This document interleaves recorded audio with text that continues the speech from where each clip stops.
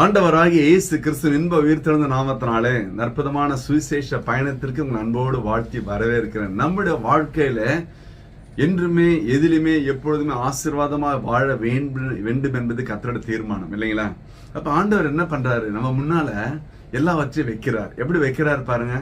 உபாகமம் 30வது அதிகாரம் 19-20 சொல்லுகிறது, நான் ஜீவனையும் மரணத்தையும் ஆசீர்வாதத்தையும் சாபத்தையும் உனக்கு முன் வைத்தேன் என்று உங்கள் மேல் வானத்தையும் பூமியையும் இன்று சாட்சி வைக்கிறேன்.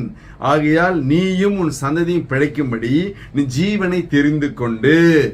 இல்லையா? அவரே சொல்றாரு, ரெண்டையும் முன்னால வச்சிருக்கம்பா. உனக்கு சந்தோஷமாய் சமாதானம் வாழ ஜீவனை தெரிந்து கொண்டு கர்த்தர் உன் பிதாக்களாகிய ஆபிரகாமுக்கும் ஈசாமுக்கும் யாக்கோபுக்கும் கொடுப்பேன் என்று அவர்களுக்கு ஆணையிட்டு தேசத்தில் குடியிருக்கும்படிக்கு தேவனாய கர்த்தர் அன்பு கூர்ந்து அவர் சத்தத்துக்கு செவி கொடுத்து அவரை பற்றி கொள்வாயாக. அவரே உனக்கு ஜீவனும் தீர்க்காயுசுமானவர். ஜீவனும் தீர்க்காயுசு சொல்லிட்டாரு. ரெண்டுத்தையும் வைக்கிறம்பா. நம்ம முன்னால ஜீவனையும் மரணத்தையும் வச்சா நம்ம ஜீவனையும் தெரிந்து கொள்ளணும். ஆசீர்வாதத்தையும் சாபத்தையும் வச்சா ஆசீர்வாதத்தை தெரிஞ்சு கொள்ளணும். ஆனா நிறைய பேரு சாபத்தை தெரிஞ்சு கொள்றாங்க. சங்கீதம் 109:17 சொல்லுகிறது, சாபத்தை விரும்பினான் அது அவனுக்கு வரும், அவன் ஆசீர்வாதத்தை விரும்பாமற் போனான் அது அவனுக்கு தூரமாய் விலகி போம். பாருங்களேன், நான் சொல்ல வசனம் சொல்லுது. அப்படின்னு விரும்ப வேண்டியது ஆசீர்வாதத்தை. ஆண்டவர் 38 வருடமாய் படுக்கையிலே வியாதியாய் கிடந்த ஒருவனை நோக்கி வந்து கேட்கிற வார்த்தை, நீ சுகமாக வேண்டும் என்று விரும்புகிறாயா? நீ விரும்பாத ஒன்றை கர்த்தர் உனக்கு கொடுப்பதில்லை. நீ விரும்ப வேண்டும், ஆண்டவரே நான் என் குடும்பத்தை போற்ற வேண்டும், குடும்பத்திற்கு உழைக்க வேண்டும், குடும்பத்தை முன்னேற்ற வேண்டும், குடும்பத்துக்கு தலைவனா இருக்க வேண்டும், என்னை பார்த்து என் பிள்ளைகள் என் குடும்பம் சாட்சியா இருக்க வேண்டும். நீ விரும்பணும் இல்லைங்களா? அவங்க முன்னால சோம்பேறியா சுருங்கி போவதற்கு அழைக்கப்படலை. சபையில உங்களை பார்த்தா நீங்க ஒரு முன்மாதிரியா இருக்கணும் இல்லைங்களா? ஒரு மாதிரியா இருக்கக்கூடாது. சபையில போய் எப்ப பார்த்தாலும் தூங்குறது, அவரை தூங்கின்னு பாருங்க. சபையில சிலர் ஆல்டர்லயே தூங்குறாங்க இல்லையா? எவ்வளவு கஷ்டமா இருக்குது பாருங்க. அப்படின்னா அதுக்கு அந்த மாதிரி. அப்ப உங்களை பார்த்தா எப்படி இருக்கணுங்க? அவர் 10 நிமிஷம் பேசினார்னா போதும் சார். அவர் சொல்லணும், அவர் வந்து அவர் முகத்தை பார்த்தா போதுங்க அப்படி சொல்லணும். அதை விட்டுட்டு ஏன்டா பார்த்தா இருக்கக்கூடாது இல்லையா? அப்ப நீங்க தாங்க ஆசீர்வாதம், நீங்களே ஆசீர்வாதம் மத்தவங்களுக்கு. அப்ப உங்க முன்னாள் ஆண்டவர் வச்சிருக்கிறாரு, மரணமும் ஜீவனும் நாவில் அதிகாரத்தில் இருக்கும், அதில் பிரியப்படுகிறவர்கள் அதில் கனியை புசிப்பார். நீதிமொழிகள் 18:21 சொல்லுகிறது.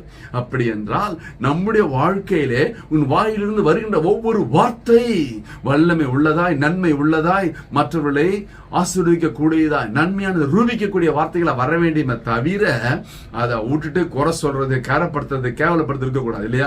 எப்படா குற்றம் கண்டுபிடிக்கலாம், எப்படா மட்டம் தட்டலாம், எப்படா அவனை எங்கன்னா டிரான்ஸ்பர் பண்ணலாம், இப்படியா நினைக்கிறது இல்லைங்களா? அதை விட்டுட்டு எப்படா கை கொடுத்து தூக்கலாம், ஹல்லேலூயா, எப்படா அவனுக்கு 4 வார்த்தை சொல்லலாம். ஆண்டவர் சொல்றாரு, ரெண்டையும் முன்னால வச்ச நான் மகனே மகளே, நீ அல்லவா சாட்சி. எல்லாருக்கும் முன்பாக, சபைக்கு முன்பாக, சமுதாயத்துக்கு முன்பாக, எல்லா ஊர் உலகத்துக்கு முன்பாக நீ அல்லவா சாட்சி. உன் நடக்க ஒரு சாட்சி, உன் பேச்சு ஒரு சாட்சி, உன் உடை எல்லாமே ஒரு சாட்சி அல்லவா? நீ பேசுகிற ஒவ்வொரு வார்த்தை சாட்சி அல்லவா? உன் தொழிலாளருக்கு நீ சாட்சி அல்லவா? கணவன் மனைவிக்கு நீ சாட்சி அல்லவா? உன் பெற்றோருக்கு நீ சாட்சி அல்லவா? அப்படி என்றால் நீ எதை விரும்ப வேண்டும் என்று ஆண்டவர் விரும்புகிறார்?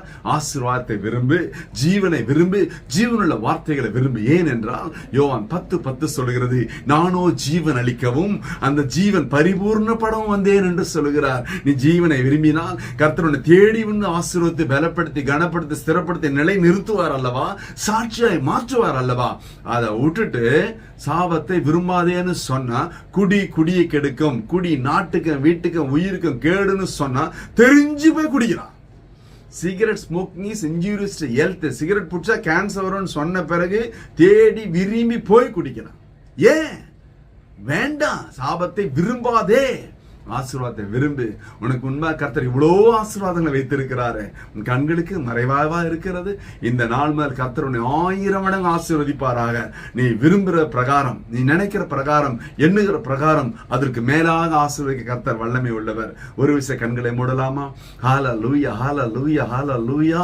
அப்பா ஸ்தோத்திரம் ஆண்டவரே, அற்புதமான ஆசீர்வாத திருநாளிலே கர்த்தாவே நாங்கள் ஆசீர்வாதத்தை தெரிந்து கொள்ள, ஜீவனை தெரிந்து கொள்ள தேவன் எங்களோடு பேசின கிருபைக்காக நன்றி. நாங்களே மற்றவர்களுக்கு சாட்சியா இருக்க கிருபை பலன் ஜீவனை தாருங்க. எங்கள் வாழ்க்கையை மற்றவர்களுக்கு முன்மாதிரியா இருக்கட்டும் சுவாமி. பெரிய ஆசீர்வாதமா காணப்படட்டும். தடைகளை வேதனை முறித்து போடுங்க. இயேசு கிறிஸ்துவின் உயிர்த்தெழுந்த வளமான நாமத்தினாலே என் தேவனது செய்யும்படியா என்னுடைய திருக்கரங்களிலே தாழ்மையாய் ஒப்பு கொடுத்து ஜெபித்து ஜெயம் எடுக்கிறோம் ஜீவனுள்ள நல்ல பிதாவே. ஆமென். ஆமென். கர்த்தர் உங்களை ஆசீர்வதிப்பாராக. Praise the Lord.